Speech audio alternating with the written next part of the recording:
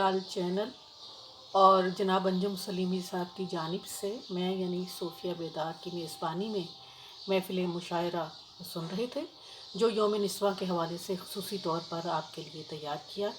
इसके साथ ही ये महफ़िल निस्वां वक्ती तौर पर मौक़ूफ़ होती है कि रंजो अलम और गिले शिकवे की ये दुनिया, ये जहान हमेशा नसर और शायरी की ज़ुबान में जारी व सारी रहेगा। अल्लाह हाफ़िज़।